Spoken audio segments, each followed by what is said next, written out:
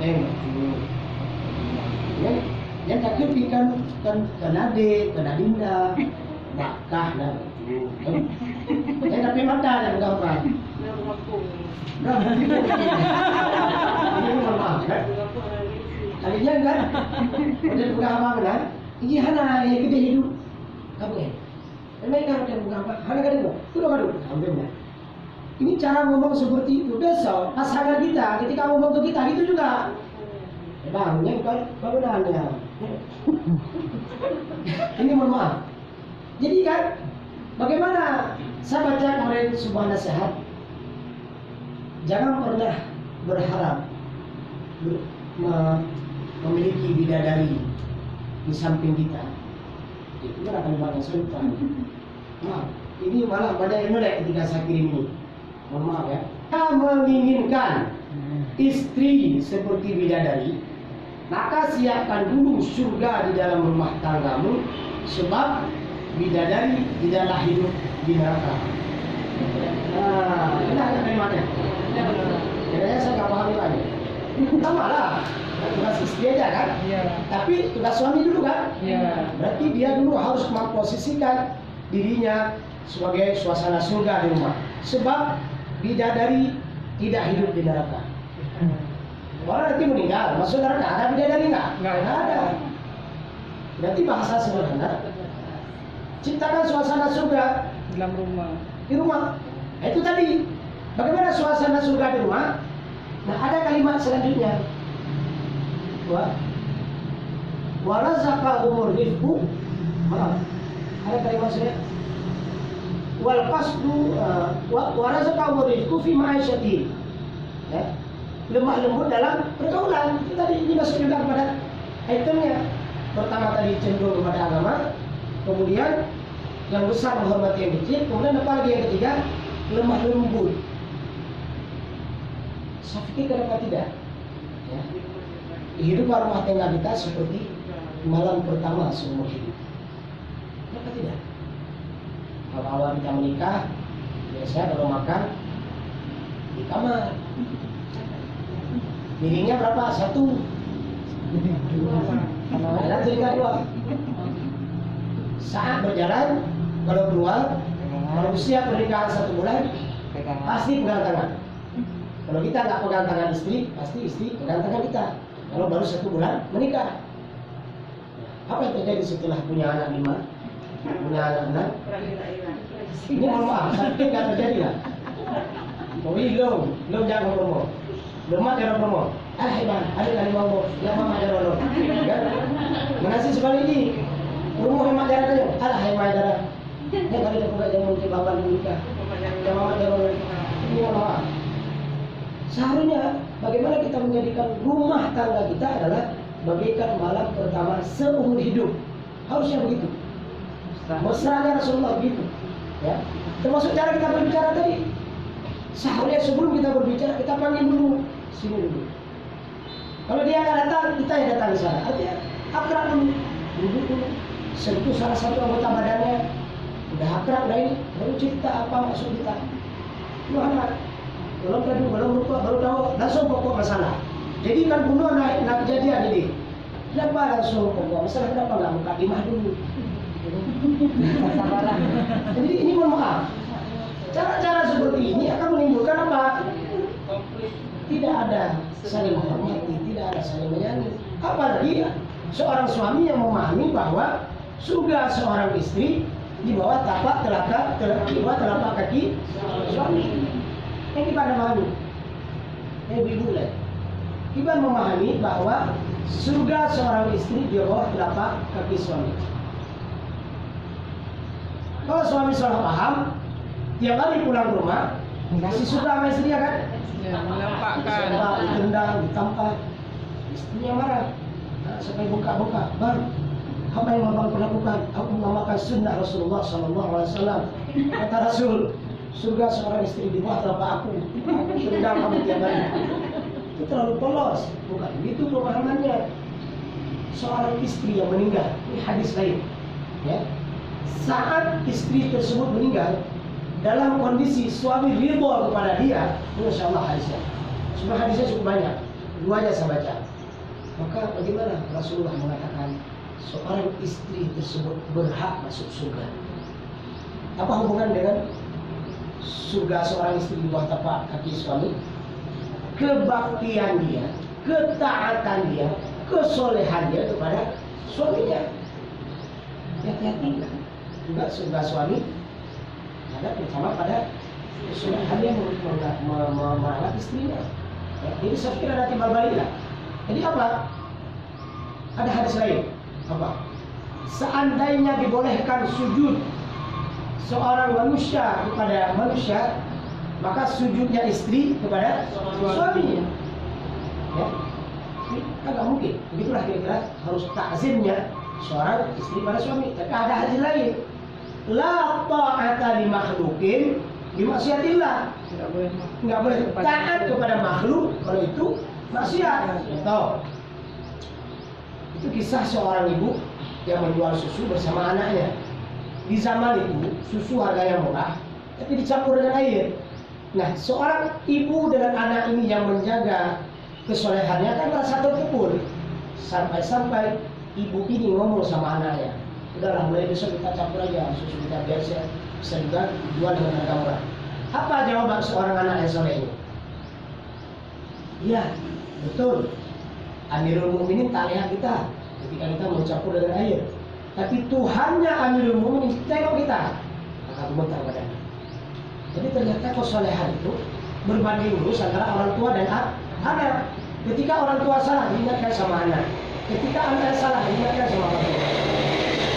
Ini pada salah bilang atau tidak? Terjadi sebuah pencurian di sebuah daerah. Datanglah polisi dengan membawa sebagian besar remon. Datanglah dia sebuah rumah. Tanyalah sama bapak itu, apakah ada ini? Dia nggak ada. Coba keluarkan anak kamu. Itulah dia bahasa karena tahu kaca bunyilah. Nggak ada. Ditekan remon, tek ditekan. Maka bunyilah semua benda-benda curian di dalam rumahnya. Siapa pencurinya? Anaknya. Siapa penadahnya? Ayahnya. Jadi sepakat keluarga ya masalah. Ya. Oke, berarti ya. Menghormati, taat beragama, dan lemah lembut. Nah, kalau kita kepingin pasangan kita ngomong lemah lembut dengan kita, maka pastikan setiap kita berbicara lemah dan lembut. Ya. Kalau kita kepingin anak-anak berbicara dengan baik kepada kita, maka pastikan setiap kita berbicara tetap baik. Makanya ibu, ya, bagaimana dekatnya pergaulan sesama kawan kita, sisakan 50% atau 70% untuk pergaulan di rumah kita. Selembut apapun kita berbicara dengan kawan kita, jangan lupa sisakan 70% sekian, nanti lemah lembut tetap di rumah. Serapi apapun kita berpakaian di luar rumah kita, sisakan 80% pakaian-pakaian yang sudah dipajang yang rapi dan indah juga saat kita berada di rumah kita. Jangan sampai kita di luar rumah begitu rapi dan indah, ternyata begitu kita pulang ke rumah kita kembali memakai daster drama. Ini saya pikir apa ada enggak rumah tangga Ustadz seperti itu? Rumah tangga Ustadz juga ada seperti itu. Ustadz hanya bisa berceramah di luar, tapi di rumah ada. Kenapa daster drama? Saat dia menyapu pakai daster itu, saat membersihkan kamar pakai daster itu, anaknya imusan juga dilap pakai daster itu. Saat meja makannya kotor juga dilap pakai daster itu. Maka saya daster drama berpakaian. Tanyakan pakaian kesukaan dari pasangan kita. Tanyakan. Karena mungkin suami kita ini memaafkan, suka kali melihat kita pakai pakaian seperti saat kita bekerja, tapi hari ini mudah. Nah kita boleh mau, memang mau kerja. Jauh pakai jauh kerja mandau, ini mau pada kerja mandau. Saya pikir kenapa tidak? Ini mohon maaf, kenapa tidak? Kenapa tidak sesekali kita coba tes kan? Di rumah tadi berapi lagi kerja mandau kan? Saya dari pasangan yang Kita dari Buno kan wajib ada berangkat kan? Kenapa belum berangkat nih? Belum kenapa? Kan nggak ada kerja hari ini. Tapi kok pakai kostum kerja? Ini kan kostum untuk menyenangkan matamu. Apa salahnya sesekali mencoba pakai kostum kerja? Kalau kamu nggak suka, pakai kostum lain. Artinya apa? Kan tidak ada salahnya. Ya, pakai kostum, pakaian yang menarik dan indah di rumah. Berarti pakai baju kerja lebih indah, tidak juga. Ya waktu kita keluar tetap juga pakaian yang pantas. Tapi ini masalahnya adalah jarang orang praktek ketika berada di rumah. Dan itu penting. Coba lihat dalam sebuah hadis Arba'in, Jibril datang kepada Rasul dalam bab iman, Islam dan ihsan. Dalam hadis itu disebutkan Jibril datang dalam bentuk seorang laki-laki yang sangat ganteng, sangat rapi dan sangat bersih. Apa pelajaran dari hadis ini? Hendaknya setiap kita pulang ke rumah jangan lupa rapi, bersih dan keren. Caranya terserah. Mari saya pernah bilang sama ibu. Ya. Jadi ibu ketika berangkat bawa satu kostum lagi, kostum pulang ke rumah. Kalau dikhawatirkan kostum waktu berangkat tadi kotor, tidak kayak kalian dari rumah. Sama rapi udah jalan dulu. Memang sama. Kalau setting memang begini. Nah ini kalau dikhawatirkan tidak, tapi saya pikir nggak harus seperti itu lah. Artinya yang saya bilang adalah pastikan juga kalau saat kita berada di kerja di kantor dengan penuh semangat, dengan penuh lemah lembut, dengan penuh ceria, maka pastikan kita saat pulang ke rumah juga seperti itu. Nah, bagaimana saat kita pulang ke rumah, pasangan kita mengurut-urut badan kita, atau anak kita mengurut badan kita belum pelakunya. Begitu anak pulang dari sekolah, kita rapikan bajunya, kita buka sepatunya, kemudian kita kasih makanan yang enak, kemudian kita urut-urut kakinya, kita urut-urut tangannya. Coba praktek selama seminggu. Insya Allah besok ketika kita pulang, dia akan datang, dia urut-urut tangan kita. Tapi sudah berhasil. Kalau seminggu nggak berhasil, cuma praktek 1 bulan. Ya, saya mau bilang, apa kebiasaan kita di rumah, begitulah anak kebiasaannya pada kita. Ya. Ini teori ya, teori. Saya pikir jangan terlalu protokoler kali. Tapi ini teori. Apa yang kita lakukan kepada anak kita, apa yang kita lakukan kepada pasangan kita, begitulah dia akan melakukan kepada kita. Terakhir saya ingatkan, ketika kita tidak berani mengeluarkan kalimat yang tidak layak kepada pasangan kita, maka suatu saat ketika dia marah, dia akan berpikir 1000 kali untuk mengeluarkan sebuah kalimat. Paham maksud saya? Apa maksudnya? Kita lagi marah, tapi kita lemah lembut, tetap berbuat baik, maka besok ketika dia yang marah, dia juga akan berpikir 1000 kali bagaimana cara mengeluarkan kalimat supaya kalimat tidak menyakitkan kita. Tapi sebaliknya, biasa. kalau sudah biasa dengan bahasa Jerman, bahasa Inggris, dan bahasa-bahasa yang lainnya, besok DO mendengar salah, itu bunyi. Bukan lancar sekali. Hati-hati keluar itu lain urusan. Begitu juga dengan kekerasan fisik. Paham maksud saya? Kalau kita mudah sekali kekerasan fisik kepada pasangan kita, maka besok ketika dia marah juga begitu. Saya ahli bela diri, tarung derajat. Istri taekwondo. Kira-kira apa yang terjadi? Perang. Terjadi pertarungan seni. Pun lalu kampung kabi yang copirin. Salto keluar, main ke halaman. Keluar jurus bangun lagi, kampung. Kita kan tidak ingin tetangga kita, mohon maaf ya. Kita tidak ingin tetangga kita mendengar kalimat-kalimat terbaik di rumah kita. Bagaimana rumah Rasulullah? Bagaimana rumah Rasulullah? Seorang budak Rasulullah mengambil tempat wudhu dan air wudhu untuk dituangkan kepada Rasulullah. Tiba-tiba jatuh. Rasulullah marah. Apa yang Rasulullah lakukan? Rasulullah merdekakan dia. Aisyah juga mengatakan, belum pernah kami mendengar sebuah kalimat yang tidak indah dari Rasulullah Muhammad SAW. Tapi ingat, Rasulullah juga pernah marah. Bagaimana marahnya Rasulullah? Ada peraturan. Ya. Rasulullah marah itu sampai merah semua badannya, tapi dia mengeluarkan kalimat. Ya. Kita marah, ya apa keluar.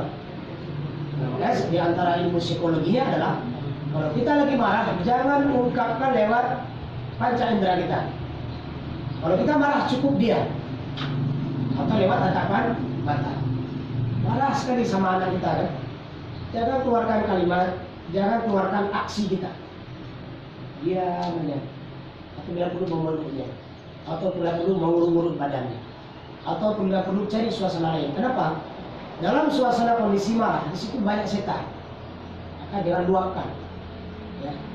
Luapkan marah itu lewat tatapan mata atau diam.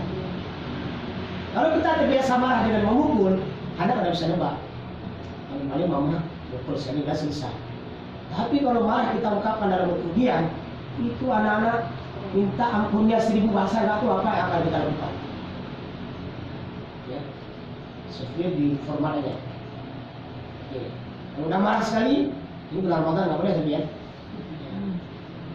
Masuk dapur buat ya makanan-makanan enak, makanan-makanan kesukaan, minuman kesukaan, silakan dihidang, dimakan, diminum ya.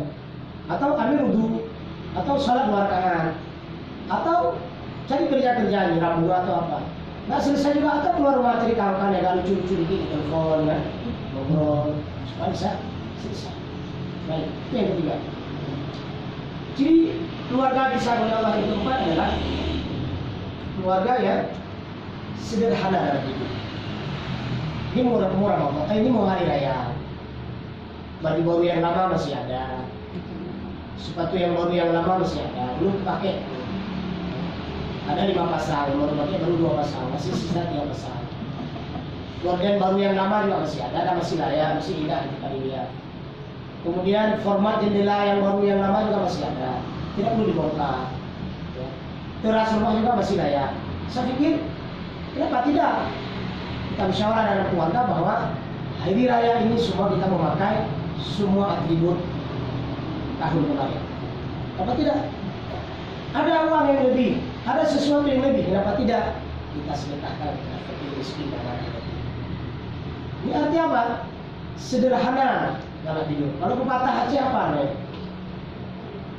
Begah ubebun, ubun, lagi begah, gimana?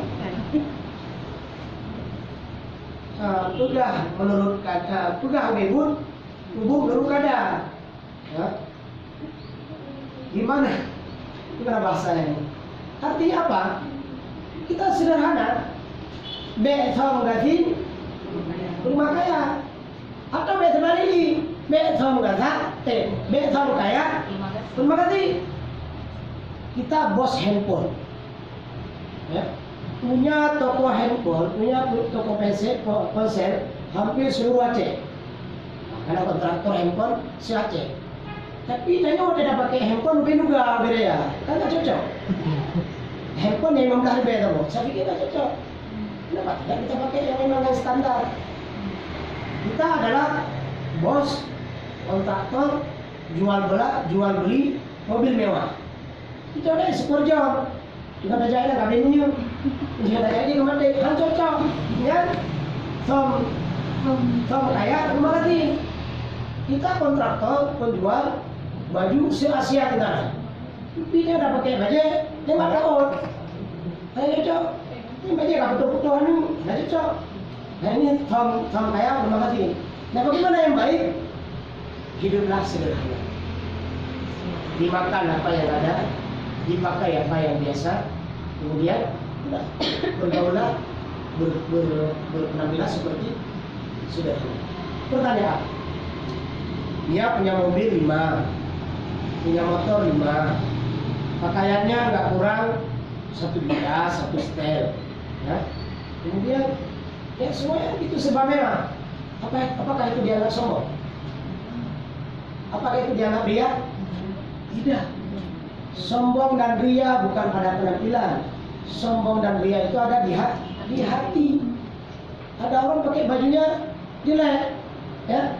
Pakai baju jelek, wah hidupnya pas-pasan, jilat satu, meja, ngebungkuk, kemudian baju dulu karena geper, kemudian mengerucuk, backhand, ya. Kemudian dalam hatinya, biarlah orang melihat saya adalah orang bodoh, kena juga ada, bujuk. Jadi persoalan hati, ya. Jadi antara ujub, ada tiga dia. Ujub, ria, takabur, sum'ah, ada 4. Kalau ria, ingin dilihat orang.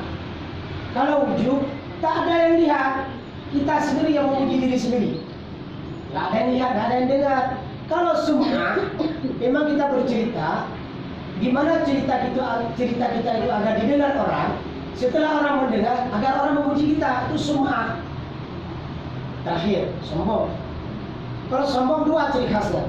Pertama, batarul haqqi, nggak mau menerima kebenaran. Mau dinasihatin kek, nggak mau terima. Melihat sesuatu yang benar, nggak mau terima. Nah, itu orang sombong. Yang kedua apa? Waghamtun nas, menghina orang. Nah, kalau saya artis misalnya kan, saya akan menghina orang biasa mungkin. Kalau saya ganteng, mungkin saya akan menghina orang-orang yang kurang ganteng. Nah, kalau saya cantik, mungkin akan menghina orang-orang yang ada juga menghina dengan sifat dan dengan sikapnya. Saya nggak berani pakai juga. Dengan mulutnya, ya.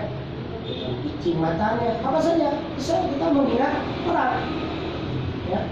Atau orang tua menindas yang lemah, itu juga sombong. Atau orang-orang pandai menipu rakyat, itu juga sombong. Jadi 2 ciri khas sombong: tidak mau menerima kebenaran dan menghina orang lain. Oke, itu ciri yang berapa tadi? Sederhana. Jadi sederhana, bisa saja penampilan kita biasa saja, atau bisa saja penampilan kita mewah, itu semua sederhana. Ya, bukan berlebihan. Kenapa? Karena memang sesuai pendapatan kita. Saya biasanya kalau pagi makan telur ayam yang direbus. Kenapa? Karena saya memang punya kemampuan beli nasi 5.000 perak. Ada yang belum yang makin lima. Ada orang makan pagi, sekali makan itu 50.000 atau 100.000. Telur juga, mungkin bentuknya lain. Kan telur direbus mungkin, entah telur diapain sehingga dia bentuknya jadi indah. Harganya mungkin 20.000 sebutir atau apa lah. Kan? Ikannya mungkin ikan apa gitu kan. Nah, apakah sombong? Tidak. Dia tetap sederhana menurut kemampuan dia. Ada satu lagi lupa saya sampaikan. Iri. Ya. Apa itu iri? Orang yang tidak suka ketika melihat orang lain dapat nikmat. Nah, ini bahaya juga. Iya. Suka orang lain senang, susah pun senang lain susah. Ya. Dan ketika kita ini jaga semua, sebenarnya hidup ini indah dan enjoy. Maka ibu yang punya kemampuan begitu, udah berpenampilan seperti itu. Ibu yang berpenampilan seperti itu, ya udah berpenampilan seperti itu. Sederhana. Sombong bukan sombong, ria bukan ria. Karena sombong, ria, ujub, sum'ah, takabur itu letaknya dia di hati. Jaga hati kita. Oke, berapa tadi? 4 ya? 5. Nah ini terakhir. Keluarga yang suka bertaubat. Kita punya salah sama pasangan kita, jangan tunggu diminta maaf. Kita duluan yang datang. Ya ditelepon, di SMS, tadi apa pokoknya kita duluan yang minta maaf. Maaf sekali, tadi malam saya berbohong. Sebenarnya saya bukan pulang dari ini, cuma saya nggak tahu kenapa saya harus berbohong. Ya. Maaf sekali, saya nggak sengaja. Saya pikir ini makannya enak sekali, kan udah basi saya. Jadi pokoknya cepatlah minta maaf kalau kita buat salah. Besoknya apa yang terjadi? Ketika ada pasangan kita salah, dia duluan yang minta maaf. Tapi jangan coba-coba berbohong. Sekali kita berbohong dan ketahuan, itu sampai mati dia nggak percaya. Kenapa? Satu rumah. Nah, bagaimana dengan anak kita? Enggak begitu. Udah dia bangun kontrol itu luar, udah dia hana ilmu. Itu di luar juga. Hai bapak, udah di ayah itu di dalam rumah, udah di ayah itu dalam rumah sama itu. Udah pokoknya hana ilmu. Itu kita mulai berbohong sama anak kita. Nah besok anak, mungkin berarti ya hello kudu berarti minum kudu aja. Ya. Jadi coba mudah bertobat, mudah memperbaiki diri, mudah memohon maaf, mudah memberi maaf. Itu adalah keluarga yang dicintai Allah. Berarti ada 5 ya. 1, keluarga yang cenderung kepada agama. 2, saling menghormati, 3 lemah lembut, 4 sederhana. Apa adanya, bukan ada apanya. Nah, itu lebih cepat kalimatnya. Udah, terakhir, keluarga yang mudah memperbaiki diri, mudah bertobat, dan mudah meminta maaf, dan mudah memberi. Saya pikir udah pas sekitar 11 lewat 2 menit. Ya, ini saja materi yang kita sampaikan. Kalau ada yang ada diskusi beberapa menit,